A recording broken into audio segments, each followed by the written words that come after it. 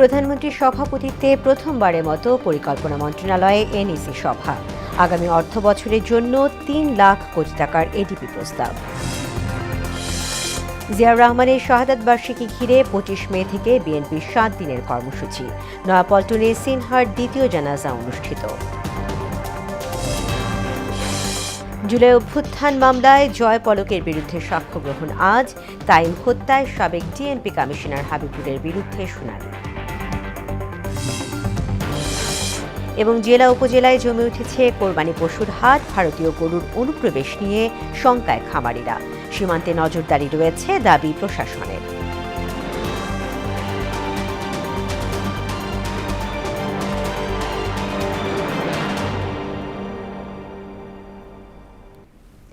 আসসালামু আলাইকুম। মোহনা সংবাদে সবাইকে স্বাগত। শুনছিলেন শিরোনাম। পুরো সংবাদে আছি আমি তাসমিয়া জেরিন। এবারে বিস্তারিত। প্রধানমন্ত্রী তারেক রহমানের সভাপতিত্বে চলছে জাতীয় অর্থনৈতিক পরিষদ এনইসি সভা। সকাল ১০টায় বাংলাদেশ পরিকল্পনা কমিশন মিলনায়তনে শুরু হওয়া সভায় ২০২৬-২৭ অর্থ বছরের জন্য ৩,০৮,০০০ কোটি টাকার বার্ষিক উন্নয়ন কর্মসূচি এডিপি প্রস্তাব দেওয়া হয়। এছাড়া ৫ বছর মেয়াদী অর্থনৈতিক কৌশলপত্রের রূপরেখা উপস্থাপন ও অনুমোদনের কথাও রয়েছে আজকের এনইসি সভায়। শহীদ প্রেসিডেন্ট জিয়াউর রহমানের শাহাদাত বার্ষিকী উপলক্ষে ২৫ মে থেকে ৭ দিনের কর্মসূচি ঘোষণা করেছে বিএনপি। ৩০ মে জিয়াউর রহমানের সমাধিতে পুষ্পার্ঘ্য অর্পণ করবেন দলের চেয়ারম্যান প্রধানমন্ত্রী তারেক রহমান। পরদিন রমনা ইঞ্জিনিয়ার্স ইনস্টিটিউটে আলোচনা সভা অনুষ্ঠিত হবে। দুপুরে দলের কেন্দ্রীয় কার্যালয়ে ৭ দিনের কর্মসূচি ঘোষণা করেন বিএনপির সিনিয়র যুগ্ম মহাসচিব রুহুল কবির রিজভী। স্বাধীনতার ঘোষক জিয়াউর রহমান, তার শাহাদাত বার্ষিকী উপলক্ষে আমরা তাই কর্মসূচি গ্রহণ করেছি। আমরা ২৫শে মে থেকে ১ জুন পর্যন্ত ৭ দিন ব্যাপী কর্মসূচি। বিভিন্ন অঙ্গ সংগঠন তারা আলোচনা সভা পোস্টার প্রকাশ করবেন এবং ৩১শে মে রবিবার বেলা ২টায় বিএনপির উদ্যোগে রাজধানীর রমনাস্থ ইনস্টিটিউশনে যে দলের পক্ষ থেকে যে আলোচনা সভাটা হয় সেই আলোচনা সভাটি অনুষ্ঠিত হবে। এদিকে বিএনপি নেতা এবং সাবেক স্বাস্থ্য প্রতিমন্ত্রী মিজানুর রহমান সিনহার দ্বিতীয় জানাজা অনুষ্ঠিত হয়েছে নয়াপল্টনের কেন্দ্রীয় কার্যালয়ে। সকাল ১০টায় এই জানাজায় অংশ নেন দলের সিনিয়র যুগ্ম মহাসচিব রুহুল কবির রিজভী সহ অন্যান্য নেতারা। এ সময় মিজানুর রহমান সিনহার স্মৃতিচারণ করে বিএনপির সিনিয়র যুগ্ম মহাসচিব বলেন, এই অকাল প্রয়াণ দল ও দেশের জন্য অপূরণীয় ক্ষতি। এর আগে রোববার মিজানুর রহমানের প্রথম নামাজের জানাজা অনুষ্ঠিত হয় সংসদ ভবনের দক্ষিণ প্লাজায়। জুলাই গণ অভ্যুত্থানে কারফিউ জারি করে হত্যাকাণ্ডে সহায়তা সহ ৫ অভিযোগে সাবেক আইনমন্ত্রী আনিসুল হক এবং শেখ হাসিনার উপদেষ্টা সালমান এফ রহমানের বিরুদ্ধে সাক্ষ্য গ্রহণ আজ। বিচারপতি গোলাম মুর্তুজা মজুমদারের নেতৃত্বাধীন আন্তর্জাতিক অপরাধ ট্রাইব্যুনাল ১-এ হবে এই বিচারিক কার্যক্রম। একই ট্রাইব্যুনালে ২৪শে গণ অভ্যুত্থানে আন্দোলন দমাতে ইন্টারনেট বন্ধ করে গণহত্যা উস্কানি সহ ৩ অভিযোগে সজীব ওয়াজেদ জয় ও জুনায়েদ আহমেদ পলকের বিরুদ্ধেও সাক্ষ্য গ্রহণ রয়েছে। অন্যদিকে ট্রাইব্যুনাল ২-এ জুলাই আন্দোলনকালে যাত্রাবাড়িতে শিক্ষার্থী তাইম হত্যা মামলায় ডিএনপির সাবেক কমিশনার হাবিবুর রহমান সহ ১১ আসামির বিরুদ্ধে সাক্ষ্য গ্রহণ রয়েছে। দর্শক, এ বিষয়ে আরও জানাতে হাইকোর্ট এলাকা থেকে যুক্ত হচ্ছেন সহকর্মী মুদাসির আলী।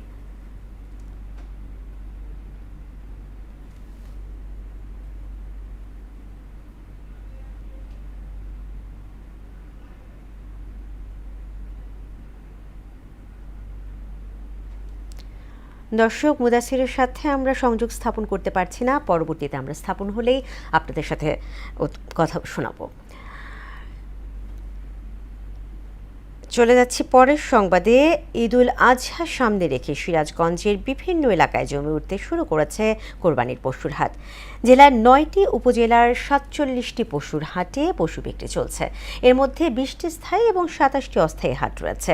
উল্লাপাড়া, শাহজাদপুর, রায়গঞ্জ, কাজিরপুর, বেলকুচি, চৌহালি, সদর এবং কামারখন্দ উপজেলার হাটগুলোতে দেশীয় গরু, ছাগল ও মহিষ নিয়ে আসছেন খামারিরা। প্রশাসনের পক্ষ থেকে হাটগুলোতে নিরাপত্তা এবং স্বাস্থ্যবিধি নিশ্চিতে নজরদারি বাড়ানো হয়েছে।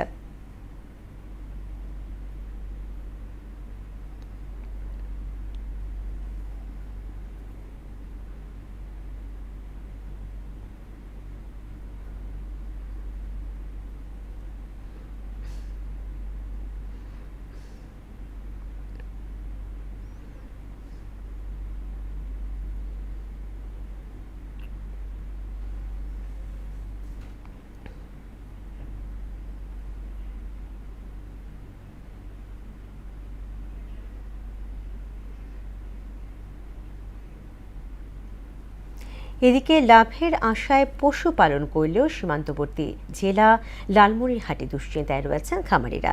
ঈদের আগে ভারতীয় গরু অনুপ্রবেশের শঙ্কা প্রকাশ করছেন তারা। প্রাণী সম্পদ দপ্তর বলছে সীমান্তে নজরদারি জোরদার থাকায় গরু প্রবেশের সুযোগ নেই। সুমন খানের তথ্যে বিস্তারিত জানাচ্ছেন ডলি বিনতে মনোয়ারা। সীমান্তবর্তী জেলা লালমনিরহাট।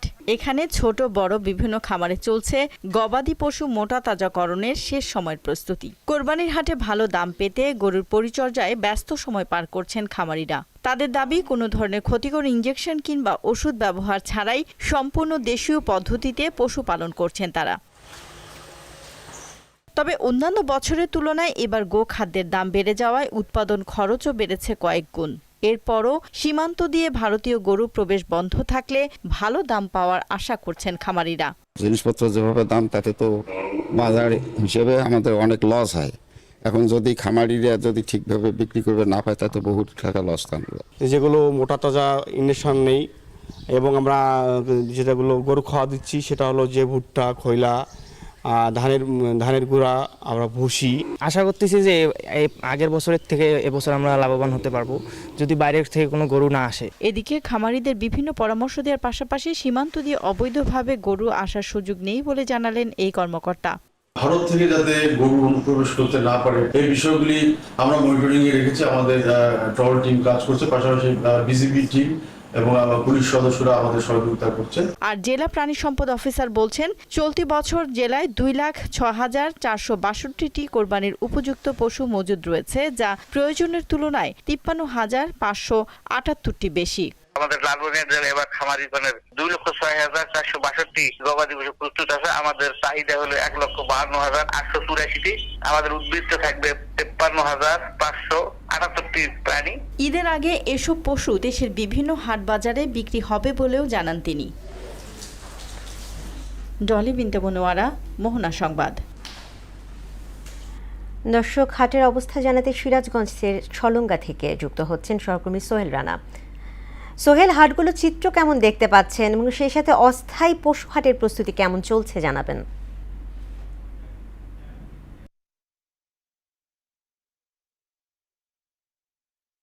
জি ধন্যবাদ জেরিন। আপনি যেমনটি বলছিলেন যে ঈদুল আজহা উপলক্ষে ইতিমধ্যে সিরাজগঞ্জে পশু হাট কেনাবেচা শুরু হয়েছে।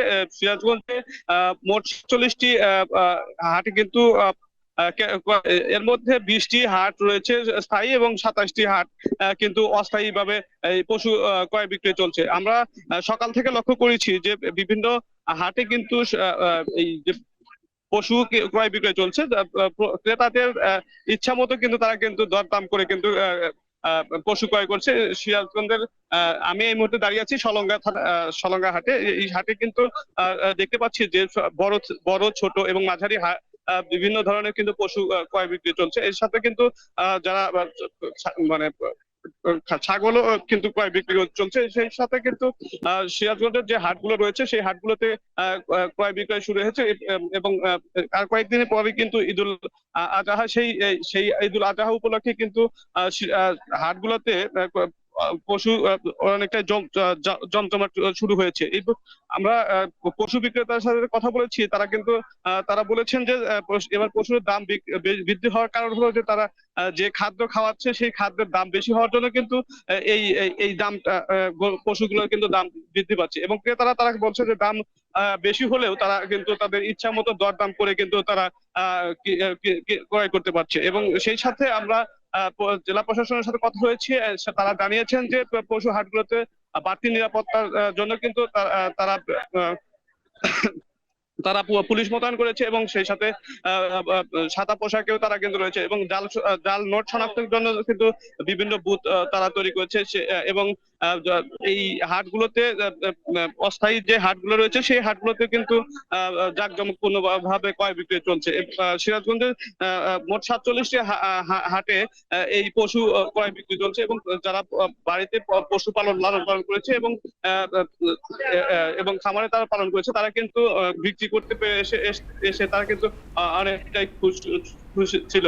এই ছিল সিরাজগঞ্জের পশু হাট থেকে সর্বশেষ। জেরিন।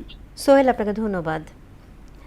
গাজীপুরবাসীর দীর্ঘশ্বাসের আরেক নাম জয়দেবপুর রেল ক্রসিং। জয়দেবপুর দিয়ে প্রতিদিন ৬৬টি ট্রেন যাতায়াত করে। জেলার প্রাণকেন্দ্রে অবস্থিত এই রেল ক্রসিংয়ে একটি ওভারব্রিজের অভাবে ট্রেন এলেই থেমে যায় পুরো শহরের গতি। গড়ে প্রতিদিন ৬ থেকে ৭ ঘন্টা আটকে থাকে যানবাহন, ক্লান্ত হয় মানুষ, বাড়ে দুর্ভোগ। ভোগান্তি লাঘবে দ্রুতই ওভারব্রিজ নির্মাণের আশ্বাস দিয়েছে গাজীপুর সিটি কর্পোরেশন। তরিকুল জুয়েলের তথ্যচিত্রে তাহসিন তারিনের প্রতিবেদন। গাজীপুর মহানগরীর প্রাণকেন্দ্রে অবস্থিত জয়দেবপুর রেল ক্রসিংয়ে প্রতিদিন ৬৬টি ট্রেন যাতায়াত করে। আর এর দুই পাশেই রয়েছে জেলা প্রশাসক, জজ কোর্ট, মেডিকেল কলেজ হাসপাতাল ও নগর ভবন সহ বিভিন্ন গুরুত্বপূর্ণ সরকারি বেসরকারি অফিস। এইসব অফিসে যাতায়াতে সেবা প্রার্থীদের বারবার লেভেল ক্রসিং পার হতে হয়। এতে তাদের দীর্ঘ সময় অপচয় হয়। প্রতিবার সিগন্যালে ৬ থেকে ৭ ঘন্টা যানবাহন আটকে থাকে। কখনো একসঙ্গে ৩টি ট্রেন এলে উভয় পাশে সৃষ্টি হয় যানজটের। এমন পরিস্থিতিতে জয়দেবপুর রেল ক্রসিংয়ে একটি ওভারপাস নির্মাণ নগরবাসীর প্রাণের দাবি। সিগন্যালে পড়ার কারণে আমরা সঠিক সময় পরীক্ষার কেন্দ্রে যেতে পারি না, আমরা উপস্থিত হতে পারি না। সুন্দর করে হাঁটাচলা করা যায় না, আরেকজনের ধরে নিতে হয়। ফ্লাইওভার একটা জরুরি খুব দরকার, খুব মানুষ এখানে ভোগান্তি দিতে আমরাই মারা যাবো, কিন্তু হইব না, খালি কইতেছে।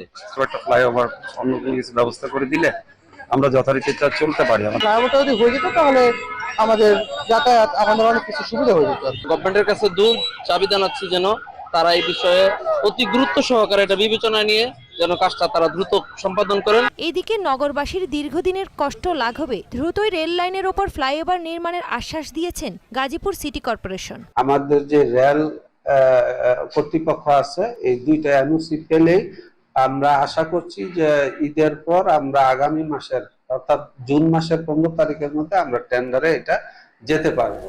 গাজীপুরবাসীর ভোগান্তি লাঘবে দ্রুতই ওভারব্রিজ নির্মাণ করবে সিটি কর্পোরেশন, এমনটাই প্রত্যাশা সবার। তাহসিন তারিন, মোহনা সংবাদ। মোটর শ্রমিক ইউনিয়নের কমিটি গঠন নিয়ে দ্বন্দ্বে রাজশাহী থেকে দূরপাল্লা ও আন্তঃজেলার বাস চলাচল বন্ধ রয়েছে। সকাল থেকে বাস চলাচল বন্ধ করে দেয় ক্ষুব্ধ শ্রমিকরা। এতে ঢাকা সহ দেশের বিভিন্ন গন্তব্যের যাত্রীরা পড়েছেন চরম ভোগান্তিতে।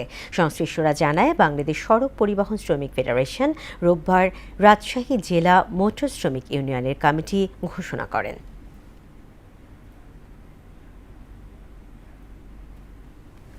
মাদারীপুরে আত্মীয়ের বাসা থেকে শিশুসহ একই পরিবারের ৩ জনের মরদেহ উদ্ধার করেছে পুলিশ। রোববার মধ্যরাতে শহরের আমিরাবাদ এলাকায় এ ঘটনা ঘটে। নিহতরা হলেন মাদারীপুর সদর উপজেলার কলাগাছিয়া এলাকার চিত্তয় দাস এবং তার স্ত্রী ঈশা দাস এবং ৮ মাসের শিশু।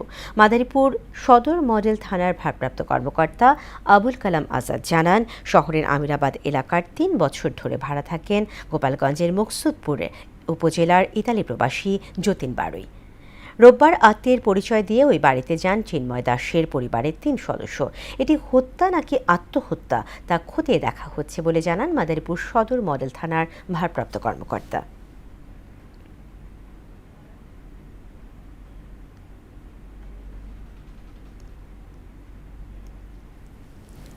হাম ও এর উপসর্গ নিয়ে দেশে আরও ৩ শিশুর মৃত্যু হয়েছে। সিলেটে 2 জন এবং কুমিল্লায় 1 শিশু মারা গেছে। গত 24 ঘন্টায় সিলেটে হামে আক্রান্ত হয়ে নতুন রোগী ভর্তি হয়েছে 73 জন। ওই হাসপাতালে এখন মোট 275 শিশু চিকিৎসাধীন রয়েছে। ইতোমধ্যেই সারা দেশে হামে মৃত্যু ছড়িয়ে গেছে 4.5 শতাধিক। সারা দেশের হাসপাতালেই কাতরাচ্ছে শিশুরা। কিশোরগঞ্জে মেঘনা নদীর ভাঙনে হুমকির মুখে অলওয়েদার সড়ক। এতে সড়কপথে শহরের সঙ্গে যোগাযোগ বন্ধ হয়ে যাওয়ার আশঙ্কা করছেন হাওড়বাসী। তাদের অভিযোগ, ভাঙন রোধে এখন পর্যন্ত কার্যকর ব্যবস্থা গ্রহণ করেনি সংশ্লিষ্টরা। ওমর সিদ্দিক রবিনের প্রতিবেদন, জানাচ্ছেন মাহমুদা আক্তার। 7 বছর আগে 44 কোটি টাকা ব্যয়ে কিশোরগঞ্জের অষ্টগ্রাম উপজেলার হাওর অঞ্চলে 7 কিলোমিটার অলওয়েদার সড়ক নির্মাণ করা হয়। তবে এরই মধ্যে নদী ভাঙনের মুখে পড়েছে বাঙ্গালপাড়া থেকে নোয়াগাঁও পর্যন্ত সড়কের প্রায় 1 কিলোমিটার অংশ। এছাড়া নদী ভাঙন কেড়ে নিয়েছে রাস্তার পাশের ফসলি জমি এবং বিদ্যুতের খুঁটি।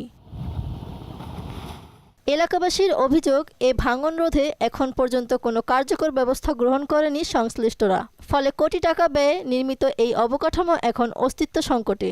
মাস 6 আগে অল্প অল্প ভাঙতো, এখন বেশি ভাঙতেছে। এমনকি এখন রাস্তার সাথে এই নদী একদম অ্যাটাচড হয়ে গেছে, রাস্তা ভেঙে যাচ্ছে, গ্রামও ভেঙতেছে। 1000 খানি খেত গেছে গা, আমরা বুঝি এই দিকে গাংটা খুলে দিতে হতো, আজকে আমরা এগুলা হইল না। নদীর পানির প্রেসারে আমাদের রাস্তা এবং এই যে কারেন্টের কুটিছড়ি সব নদীতে পড়ে গেছে। আমার হাজার হাজার জমি নয় নদীতে চলে গেছে। আমরা এই দেশ এখন কোনো তাই নাই, এমনিতে জমিন 500 খানি জমিন ভাঙে মনে করে লেগে গেছে গা।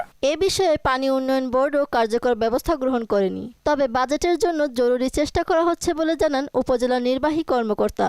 আমরা ব্যবস্থা নিচ্ছি, কথা বলছি, তাদেরকে জানানো হয়েছে, দেখি যদি এমার্জেন্সি কোনো বাজেট আমরা পাই আমরা কাজ করবো ইনশাল্লাহ। এখন নতুন করে কোনো বাজেট তো আর হবে না, কি বুঝতে পারছেন? এখন যদি এমার্জেন্সি কিছু বাজেট পাওয়া যায় বা করা যায় আমরা চেষ্টা করছি। নদী ভাঙন রোধে ঊর্ধ্বতন কর্তৃপক্ষ দ্রুত পদক্ষেপ গ্রহণ করবে, এমনটাই দাবি স্থানীয়দের।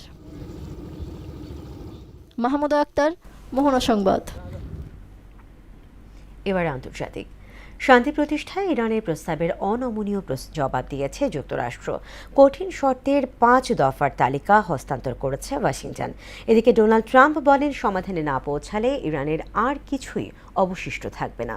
নতুন করে ট্রাম্পের হুমকির পর ইরানের রাস্তায় অস্ত্রের ব্যাপক উপস্থিতি লক্ষ্য করা যাচ্ছে। বিস্তারিত প্রিয়াঙ্কা নিতু, ডেস্ক রিপোর্টার। যুদ্ধ অবসানে আলোচনার লক্ষ্যে ইরানের প্রস্তাবিত কর্মপরিকল্পনার জবাবে যুক্তরাষ্ট্র কোনো ধরনের দৃশ্যমান ছাড় দেয়নি বলে জানান ইরানি গণমাধ্যম। রোববার তেহরান থেকে এএফপি জানায়, ওয়াশিংটন উল্টো 5 দফা শর্ত সম্বলিত এক প্রস্তাব দিয়েছে। ওয়াশিংটনের দেওয়া প্রধান শর্তগুলোর মধ্যে একটি হল ইরানকে কেবল একটি পারমাণবিক স্থাপনা চালু রাখার অনুমতি দেওয়া। যুক্তরাষ্ট্রের অন্য শর্তগুলোর মধ্যে রয়েছে কোনো ধরনের ক্ষতিপূরণ বা দণ্ড দিতে অস্বীকৃতি। যুক্তরাষ্ট্রের কাছে 400 কিলোগ্রাম ইরানি ইউরেনিয়াম হস্তান্তরের দাবি, ইরানের জব্দকৃত সম্পদের 25% মুক্ত না করা এবং সব রণাঙ্গনে যুদ্ধবিরতির বিষয়টি আলোচনার ফলাফলের ওপর নির্ভরশীল রাখা। হরমুজ প্রণালী অবরোধ সফল হওয়ার পর এবার বৈশ্বিক অর্থনীতির এক গোপন কিন্তু অত্যন্ত গুরুত্বপূর্ণ অবকাঠামোকে লক্ষ্যবস্তু করেছে ইরান। তারা হরমুজ প্রণালীর নিচে স্থাপিত সাবমেরিন ইন্টারনেট কেবল ব্যবহারের জন্য বিশ্বের বৃহৎ প্রযুক্তি কোম্পানিগুলোর কাছ থেকে ফি আদায় করতে চায়। তারা হুঁশিয়ারি দিয়েছে, অর্থ পরিশোধ না করলে এই ডাটা ট্রাফিক ব্যাহত হতে পারে। এদিকে ট্রুথ সোশ্যালে ইরানের উদ্দেশ্যে ডোনাল্ড ট্রাম্প বলেন, ইরানকে দ্রুত নড়াচড়া করতে হবে, নয়তো তাদের আর কিছুই অবশিষ্ট থাকবে না। সময় খুব গুরুত্বপূর্ণ এবং ঘড়ির কাঁটা দ্রুত এগিয়ে যাচ্ছে। অন্যদিকে মার্কিন প্রেসিডেন্ট ডোনাল্ড ট্রাম্পের নতুন যুদ্ধ হুমকির পর তীব্র উত্তেজনার মধ্যে ইরানের রাস্তায় এবং রাষ্ট্রীয় টেলিভিশনে ব্যাপকভাবে অস্ত্রের উপস্থিতি লক্ষ্য করা যাচ্ছে। তেহরানের আলবোর্জ পর্বতমালায় অন্ধকার নেমে আসতেই প্রতিদিন হাজার হাজার ইরানি নাগরিক যুক্তরাষ্ট্র বিরোধী রাষ্ট্রীয় কর্মসূচিতে অংশ নিতে রাস্তায় নেমে আসছেন। প্রিয়াঙ্কা নিতু, মোহনা সংবাদ। রাশিয়ার মস্কোয় 5 শতাধিক ড্রোন নিক্ষেপ করেছে ইউক্রেন। এতে অন্তত 25 জন নিহতের দাবি করছে কিয়েভ। এছাড়া আহত হয়েছেন বহু মানুষ। পাল্টা হামলা চালিয়েছে রাশিয়াও। এ খবর নিশ্চিত করেছে রুশ রাষ্ট্রীয় সংবাদ মাধ্যম তাস। কিয়েভের সাম্প্রতিক রুশ ক্ষেপণাস্ত্র এবং ড্রোন হামলার জবাবে বড় ধরনের আক্রমণ চালানোর কথা জানায় ইউক্রেনের প্রেসিডেন্ট ভলোদিমির জেলেনস্কি। দেশটির নিরাপত্তা সংস্থা বলছে, মস্কোর 2টি তেল পাম্পিং স্টেশন, একটি তেল শোধনাগার এবং রুশ সামরিক শিল্পে সেমিকন্ডাক্টর সরবরাহকারী কারখানাকে লক্ষ্যবস্তু করা হয়েছে। শেষ করব মোহনা সংবাদ, যাওয়ার আগে শিরোনামগুলো আরও একবার। প্রধানমন্ত্রীর সভাপতিত্বে প্রথমবারের মতো পরিকল্পনা মন্ত্রণালয়ে এনইসি সভা। আগামী অর্থ বছরের জন্য 3 লাখ কোটি টাকার এডিবি প্রস্তাব। জিয়াউর রহমানের শাহাদাত বার্ষিকী ঘিরে 25 মে থেকে বিএনপির 7 দিনের কর্মসূচি। নয়াপল্টনে সিনহার দ্বিতীয় জানাজা অনুষ্ঠিত। জুলাই অভ্যুত্থান মামলায় জয় পলকের বিরুদ্ধে সাক্ষ্য গ্রহণ আজ। তাইম হত্যায় সাবেক ডিএমপি কমিশনার হাবিবুরের বিরুদ্ধে শুনানি। এবং জেলা উপজেলায় জমে উঠছে কোরবানি পশুর হাট। ভারতীয় গরুর অনুপ্রবেশ নিয়ে শঙ্কায় খামারিরা। সীমান্তে নজরদারি রয়েছে, দাবি প্রশাসনের।